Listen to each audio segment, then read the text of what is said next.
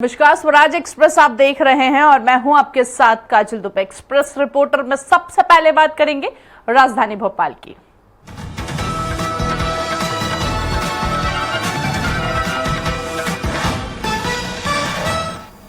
National Herald मामले में गरमाई सियासत। भाजपा युवा मोर्चा ने भोपाल में राहुल गांधी का किया पुतला दहन, लगाया आरोप, कहा कि करोड़ों का घोटाला कर घी पीने का काम कर रहे हैं राहुल गांधी। नेशनल हेराल्ड मामले में मध्य प्रदेश में सियासत पूरे शबाब पर है। सबसे पहले बीजेपी के प्रदेश अध्यक्ष बी.डी. शर्मा ने कांग्रेस के वरिष्ठ नेता राहुल गांधी और सोनिया गांधी के खिलाफ मोर्चा खोलते हुए कई बड़े आरोप लगाए। उसके बाद भाजपा युवा मोर्चा के प्रदेश अध्यक्ष वैभव पवार ने भोपाल में हजारों की संख्या में कार्यकर्ताओं को जुटाकर जमकर विरोध प्रदर्शन किया। भाजपा युवा मोर्चा के कार्यकर्ताओं ने चौराहे पर राहुल गांधी का पुतला भी जलाया। हालांकि इस दौरान भारी संख्या में पुलिस बल मौजूद रहा और पुलिस की तरफ से लगातार कोशिश की गई कि पुतला न जले। सारे कार्यकर्ता कांग्रेस की ओर लगातार बढ़ते आ रहे थे। पुलिस ने बैरिकेडिंग भी कर रखी थी। इसके बावजूद भी पुलिस से छीना झपटी करते हुए भाजपा युवा मोर्चा के कार्यकर्ताओं ने पुतले में आग लगा दी। हालांकि मौके पर मौजूद पुलिस बल ने तत्काल पुतले में आग को बुझा दिया और पूरी भीड़ को तितर बितर कर दिया। लेकिन भाजपा के युवा मोर्चा के अध्यक्ष वैभव पवार का यही कहना था कि यह अभी बानगी है। इस प्रकार के प्रदर्शन आगे और भी होंगे, क्योंकि जिस प्रकार से राहुल गांधी ने घपला किया है उसकी जांच तो होगी। भाजपा युवा मोर्चा के कार्यकर्ता हजारों की संख्या में यहाँ पर जुटे थे और जुट करके उन्होंने पुतला दहन का प्रयास किया। हालांकि यहाँ पर पुलिस ने कई तरह से प्रयास किया रोकने का, लेकिन फिर भी पुतला दहन हुआ और साफ तौर पे कहा गया कि इस तरह का प्रदर्शन आगे भी जारी रहेगा। कैमरामैन अमित सियोटे के साथ संदीप मिश्रा, स्वराज एक्सप्रेस, भोपाल। अब देखने की बात होगी कि इतनी बड़ी प्रचार प्रसार करने की जरूरत थी ताकि लोगों को जानकारी हो, अभिभावकों को जानकारी हो और विद्यार्थियों को भी जानकारी हो कि उमरिया जिला स्तरीय पुस्तक मेला का आयोजन किया गया था। लेकिन पुस्तक मेला का आयोजन जो किया गया था तो ना तो इसमें किफायती दाम पे पुस्तक थी, ना किफायती दाम पे ड्रेस थी, ना किफायती दाम पे अन्य चीजें मिली, ना ही इस पुस्तक मेला में अभिभावकों का विशेष रुझान दिखा, ना विद्यार्थी दिखे। जिला स्तरीय 3 दिवसीय पुस्तक मेला पीएम श्री शासकीय बालक उच्चतर माध्यमिक विद्यालय में हुआ संपन्न। पीएम श्री शासकीय बालक उच्चतर माध्यमिक विद्यालय कालरी में 3 दिवसीय पुस्तक मेला का आयोजन 15 अप्रैल से 17 अप्रैल आज दिनांक तक किया गया था, जहां मेले से बुक स्टॉल लगाना था और उचित दरों में छात्रों को पठन पाठन की सामग्री मिलना था। प्रशासन पुस्तक मेले का आयोजन तो करवा दिया, मगर इस मेले का जो उद्देश्य था वो पूरा नहीं हो सका। जिस स्कूल प्राचार्य में 3 बार पुस्तक मेले का आयोजन किया गया था, शुरुआत से ही छात्र एवं अभिभावक नहीं पहुंचे, जिससे उन्हें इस मेले का लाभ नहीं मिल सका है। आपको बता दें, जिला स्तरीय पुस्तक मेला 2025-26 उमरिया जिले के पीएम श्री शासकीय बालक उच्चतर माध्यमिक विद्यालय उमरिया कालरी स्कूल में लगाया गया था, जहां की ये विद्यालय भवन के पीछे एक बड़ा हॉल में पुस्तक मेला का आयोजन किया गया था, जहां बाहर से आकर के छात्र एवं अभिभावक देखते थे तो उनको समझ में ही नहीं आता था कि कहां पुस्तक मेला लगा है और बहुत सारे तो निराश होकर लौट गए। वहीं मैं आपको बता दूं, मिली जानकारी अनुसार आपको इसकी पूर्ण जानकारी बता रहा हूं कि इस पुस्तक मेले में जो किफायती दर पे पुस्तक, गणवेश, पेन, कापी, किताब इत्यादि चीजें मिलनी थी वो बिल्कुल नहीं अवेलेबल हो पाई हैं, जिससे उमरिया जिले के अभिभावक एवं छात्रों में खासा निराशा देखने को मिली है। अब देखना होगा प्रशासन इस पुस्तक मेले की क्या वाहवाही लूटेगी और क्या वास्तव में पुस्तक मेला सक्सेस हुआ, अभिभावक के लिए और छात्रों के लिए सही रहा या गलत रहा, ये तो देखने की ही बात होगी। जिला स्तरीय 2025-26 पुस्तक मेला का आयोजन प्रशासन के द्वारा किया गया। इस पुस्तक मेला में विद्यार्थियों को किफायती दाम पे पुस्तक, किफायती दाम पे पेन वगैरह चीज, जितने भी अध्ययन की चीजें होती हैं, सब सारी किफायती दाम पे देना था। शासन के तरफ से जो सुविधाएं देनी चाहिए थी वो नहीं दी गई हैं।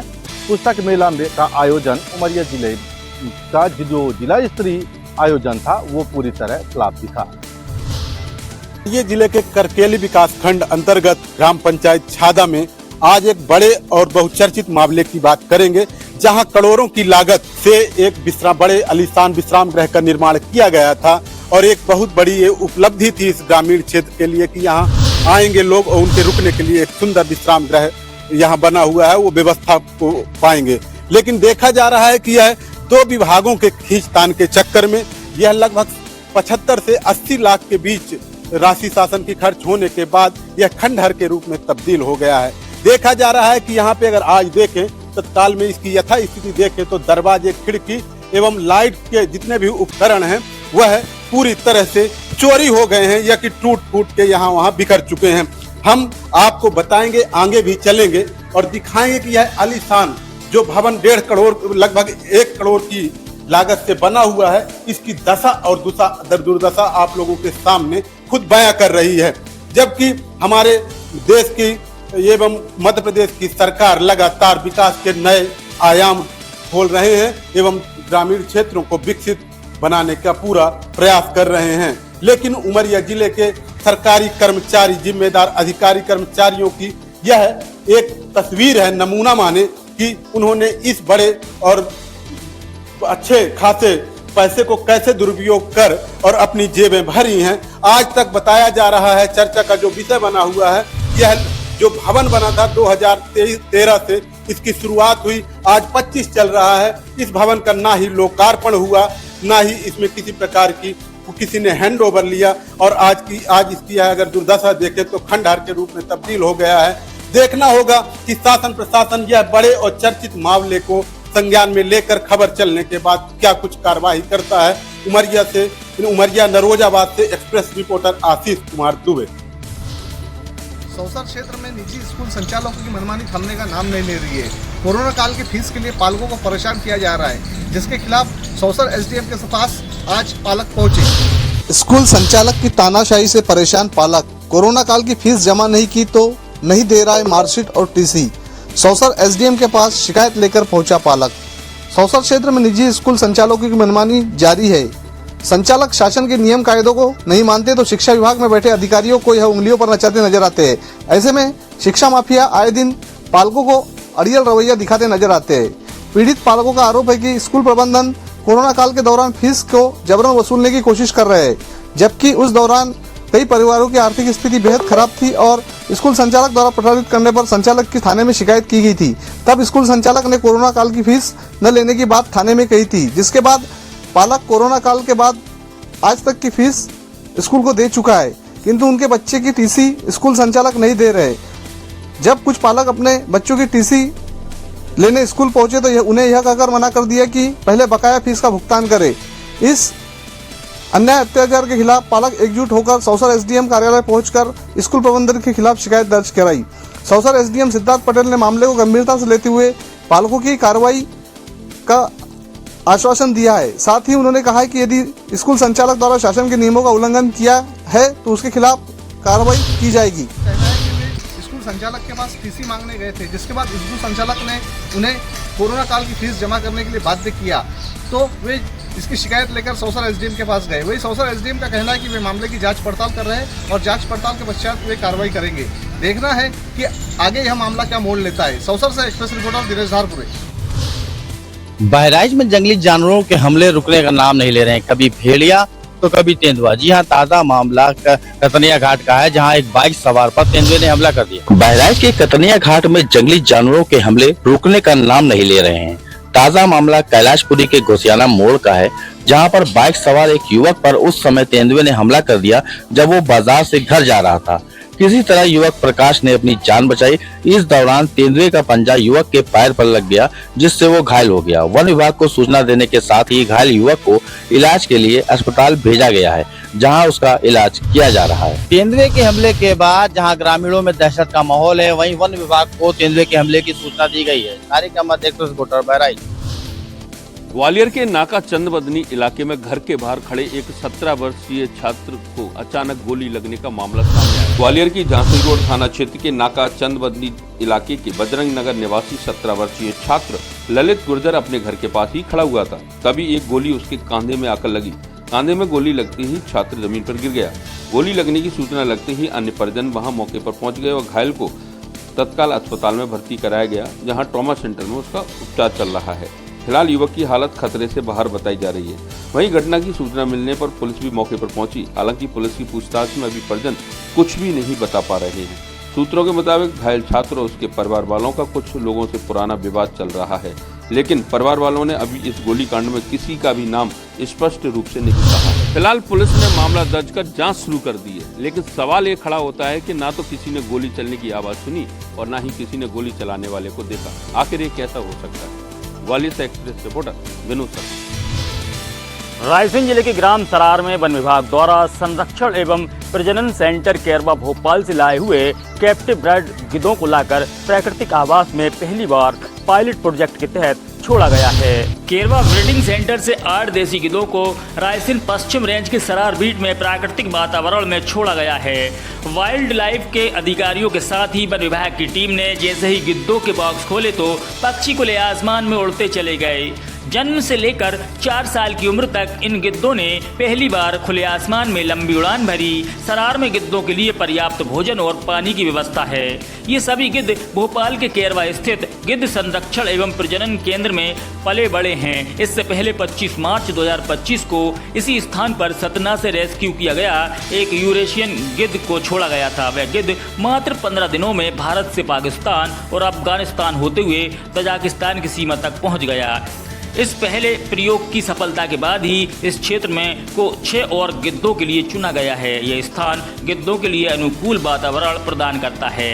इस अवसर पर मध्य प्रदेश के मुख्य वन प्राणी अभिरक्षक शुभ रंजन सेन, APCF वन्य प्राणी L कृष्णमूर्ति सहित अन्य अधिकारी भी मौजूद रहे। ये गिद्धों का पहला समूह है जिसे केंद्र से छोड़ा जा रहा है।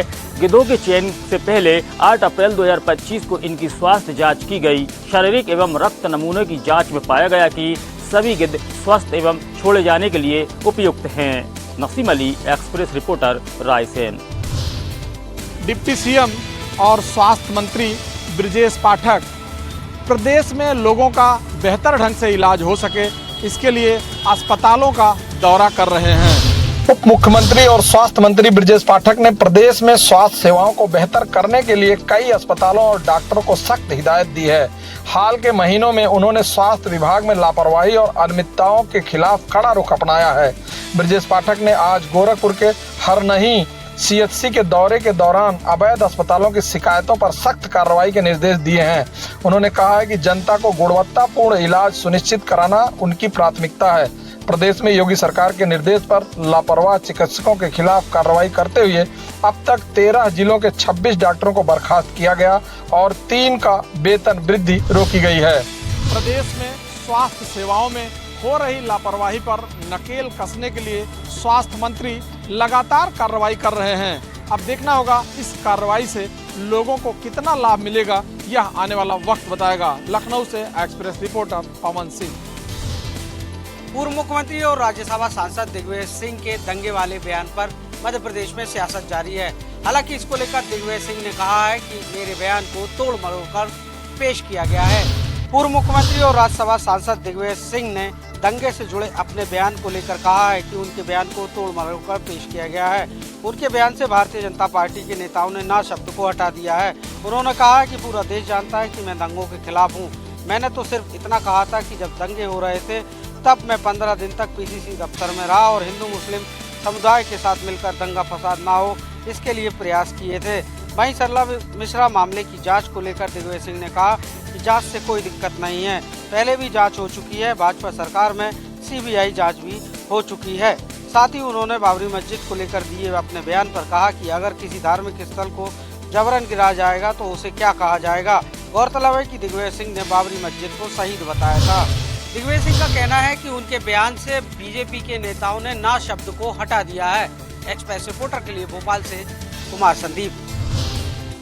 राहुल गांधी समेत 5 नेताओं पर ईडी द्वारा चार्जशीट दाखिल किया गया है, जिसको लेकर प्रदेश भर में कांग्रेस कार्यकर्ताओं में रोष व्याप्त है। तो वहीं कांग्रेस कार्यकर्ता आज जिला कलेक्ट्रेट पहुंचे, जहां उन्होंने धरना प्रदर्शन किया। राहुल गांधी सहित अन्य 5 वरिष्ठ कांग्रेस नेताओं के ऊपर नेशनल हेराल्ड मामले में ईडी द्वारा चार्जशीट दाखिल करने के खिलाफ कांग्रेस कार्यकर्ताओं का आक्रोश फूट पड़ा है। पूर्व विधायक अजय लल्लू के नेतृत्व में कांग्रेस कार्यकर्ता रविंद्र नगर जिला मुख्यालय पहुंचे, जहां ईडी एवं केंद्र सरकार के खिलाफ जमकर नारेबाजी करते हुए धरना प्रदर्शन किया। वहीं संबोधित करते हुए पूर्व विधायक अजय कुमार लल्लू ने कहा कि केंद्र सरकार जो जांच एजेंसियां हैं उनका दुरुपयोग कर रही है। जब राहुल गांधी गुजरात में पहुंचते हैं, इससे सरकार इतनी डरी हुई है कि नेशनल हेराल्ड जो फर्जी मामला है उसमें आनन फानन में चार्जशीट भेजती है। सरकार राहुल गांधी से इतनी डरी हुई है कि ईडी सीबीआई का दुरुपयोग कर विपक्षी नेताओं को डराने धमकाने का काम कर रही है। लेकिन हम कांग्रेसी नेता डरने वाले नहीं हैं। अगर राहुल गांधी को कुछ हुआ तो हम कांग्रेसी कार्यकर्ता जान दे देंगे, लेकिन राहुल गांधी पर आंच नहीं आने देंगे। धरना प्रदर्शन कर रहे कांग्रेस पूर्व विधायक अजय लल्लू समेत सैकड़ों कांग्रेस कार्यकर्ताओं का कहना है कि ईडी का दुरुपयोग केंद्र सरकार द्वारा किया जा रहा है और विपक्ष के नेताओं को डराया धमकाया जा रहा है। कैमरामैन मणिंद्र के साथ गोविंद पटेल, एक्सप्रेस रिपोर्टर, कुशीनगर। इंदौर की सियागंज ब्रांच की पंजाब नेशनल बैंक को ईमेल के माध्यम से बम के उड़ाने की धमकी मिलने के बाद पूरे क्षेत्र में सनसनी का माहौल है। इंदौर के शास्त्री ब्रिज के पास स्थित जीजी टावर की पंजाब नेशनल बैंक की सियागंज ब्रांच की ऑफिशियल ईमेल पर किसी अज्ञात व्यक्ति ने इंग्लिश में लिखा एक मेल भेजा, जिसमें बैंक को दोपहर 2 बजे रिमोट कंट्रोल के माध्यम से उड़ाने की धमकी दी गई। मेल में लिखा गया था कि बम की पुष्टि के लिए बम डिस्पोजल एवं डिस्ट्रॉय स्क्वाड व डार्क स्क्वाड से सर्चिंग करवाकर चेक किया जा सकता है। यह मेल सुबह 6:57 पर भेजा गया था। जब बैंक मैनेजर सुबह 9:30 बजे बैंक पहुंचे तो उन्होंने सबसे पहले मेल देखा, जिसके बाद उन्होंने नजदीकी सेंटर कोतवाली थाना पुलिस को सूचित किया, जिसके बाद थाना प्रभारी ने bomb disposal and destroy squad और डार्क स्क्वाड को मौके पर भेजा। करीब 1 घंटे की सर्चिंग के बाद भी कुछ संदिग्ध वस्तु और बम नहीं मिला है। फिलहाल पुलिस ने बैंक मैनेजर को मिले मेल को साइबर ब्रांच को भेजा है। बम से उड़ाने की धमकी मिलने के बाद पुलिस के द्वारा व बीडीएस की टीम द्वारा पूरे ही बैंक की सर्चिंग की गई है, जिसमें किसी तरह की भी वस्तु सामने नहीं आई है। अब पूरे ही मेल को लेकर जांच करने की बात पुलिस द्वारा की जा रही है। इंदौर से एक्सप्रेस रिपोर्टर विकास सिंह सोलंकी। जबलपुर जिला प्रशासन ने फर्जी अस्पताल को किया सील। बीएमएस डॉक्टर के द्वारा एलोपैथी के माध्यम से मरीजों का किया जा रहा था इलाज। पुलिस में भी दर्ज किया गया मामला। स्वास्थ्य विभाग, जिला प्रशासन और पुलिस के अधिकारियों ने बिलेरी क्षेत्र में संचालित सुलखिया हॉस्पिटल में जांच की, तब पाया कि अस्पताल के संचालक डॉक्टर दिव्यांश सुलखिया आयुर्वेद चिकित्सक हैं और नियम विरुद्ध तरीके से एलोपैथी से मरीजों का इलाज कर रहे हैं। 10 बिस्तरों वाले इस अस्पताल का रजिस्ट्रेशन नहीं है। इस अस्पताल में गंभीर बीमारियों का इलाज कराने के लिए कई मरीज भर्ती भी थे। पूरी तरह से फर्जी इस अस्पताल को जिला प्रशासन ने सील कर दिया है और अस्पताल के संचालक डॉक्टर दिव्यांश के खिलाफ पुलिस में मामला दर्ज किया गया है। गली मोहल्लों में खुले हुए इस तरह के निजी अस्पतालों की अब नियमित जांच जरूरी है, क्योंकि चिकित्सा पेशे के माध्यम से हो रही धोखाधड़ी से मरीजों को बचाना भी बेहद जरूरी है। Arun Dubey, access reporter, Jabalpur.